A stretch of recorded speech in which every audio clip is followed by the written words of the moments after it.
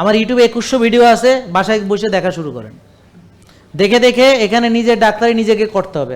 আমরা আপনার ডাক্তারি করতে পারবো না। আমার ডাক্তারিটা ওষুধ দিয়ে না, আমার ডাক্তারিটা হচ্ছে পরামর্শ ভিত্তিক।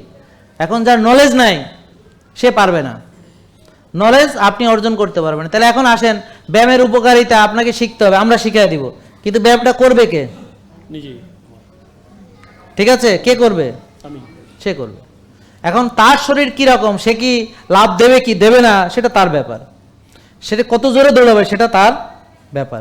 আমি বলবো আপনি ক্যাপাসিটি অনুযায়ী করবেন, ধীরে ধীরে শুরু করবেন, নিজের শরীরের বডি ল্যাঙ্গুয়েজ বুঝে আস্তে আস্তে করবেন, এমনভাবে করবেন যেন ইনজুরি হয়ে না যায়। আবার এত আরামে চলবেন না যে কোনো বডিতে কোনো প্রতিক্রিয়া নেই। তাহলে কীরকম হইতে হবে, আপনার একটু শ্বাস বড় হইতে হবে, বুক ধরফড় একটু হইতে হবে, আবার বিশ্রাম নিয়ে নেবেন। হ্যাঁ, আপনারা এমন কিছু করলেন ঘামই বেরোলো না, তো এই ব্যায়াম করে লাভ কি? ঠিক আছে, তো এখন ঘামও বেরোতে হবে, আবার এত জোরে লাভ দিবেন না যে মাজা ভেঙে যাবে। হ্যাঁ, এত জোরে দৌড় মারবেন না যে গিরাগারা শেষ হয়ে যাবে, সুইটে মুটে আলাদা হয়ে যাবে, এরকম না। তাহলে এখন উনি কি পারবে না পারবে আমি তাকে বুঝে ফেলাবো নাকি উনি বুঝবে? কে বুঝবে? তাই ওনারে আমি কিভাবে বলবো আপনি এই করবেন? আমার কি বলার কথা? আমি আপনাকে নিয়মটা শিখাই দিব, যে ধরেন আপনি হাঁটেন না, তো আচ্ছা হাঁটা দিয়ে শুরু করেন, তারপরে জোরে হাঁটেন, আস্তে হাঁটেন, তারপর হালকা জগিং করে দেখেন কি অবস্থা, শরীরের প্রতি কেমন আসতেছে। এভাবে ধীরে ধীরে ধীরে ধীরে শিওর যে সে দৌড়াতে পারবে, পারবে না? কিন্তু এখন যদি সে আজকেই দৌড় মারতে যায় তা কি হবে? মাজা যাবে, গিরা যাবে, তো আর তিন মাস বিছানায় পড়ে থাকবে। এবার বুঝতে পারছেন? এখন ওই লোক যে বললো যে কম খাইলে, কম খাওয়া মানে কি এটা সে জানে না। শোনেন, যেই খাবার খেয়ে আপনি মোটা গদা হয়ে যাবেন, রুগী হবেন, সেটা অতিরিক্ত খাদ্য। যেই খাবার খেয়ে আপনি নেতায় পোতায় যাবেন সেটা কি? কম খাদ্য।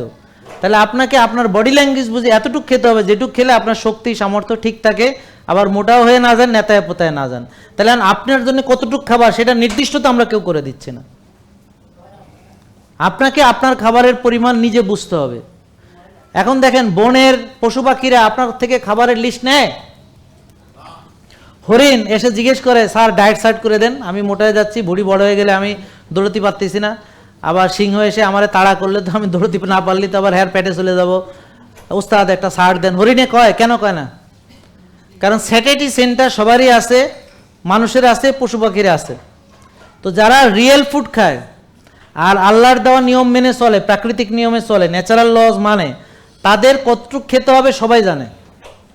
মানুষ যতদিন রিয়েল ফুড খাইছে, প্রাকৃতিক নিয়মে চলছে, যেমন আমার দাদা 12-14 ঘন্টা কাজ করছে, 2 বেলা খাইছে, হ্যাঁ প্রাকৃতিক খাবার খাইছে, আর্লি ঘুমাইছে, ভোরে উঠছে, বৃষ্টিতে ভিজছে, রোদে পুড়ছে, কর্মঠ মানুষ ছিলেন। ঠিক আছে, ওকে, আচ্ছা, তাহলে ওনার খাবার কতটুকু খাইতে উনি বুঝতেন। ওনার ডায়াবেটিস ছিল না, হার্ট অ্যাটাক হয় নাই, কিচ্ছু না, বুঝতে পারছেন? তখনকার মানুষ মারা গেছে ইনফেকশাস ডিজিজে। ধরেন কলেরা হয়েছে, গ্রামকে গ্রাম মানুষ মরে গেছে। এখন মানুষ ইনফেকশাস ডিজিজে মরে না, এখন মানুষ মরে ডায়াবেটিসে, হৃদরোগে, হার্ট অ্যাটাকে, ক্যান্সারে, ব্রেন স্ট্রোকে, নন কমিউনিকেবল ডিজিজ। এগুলো হলো নিজের হাতে তৈরি করা রোগ, জীবাণুর আক্রমণে না, জীবনাচরণ নষ্টের কারণে এই রোগগুলো হইতেছে। জেকে লাইফস্টাইল, ওষুধ মুক্ত সুস্থ জীবন।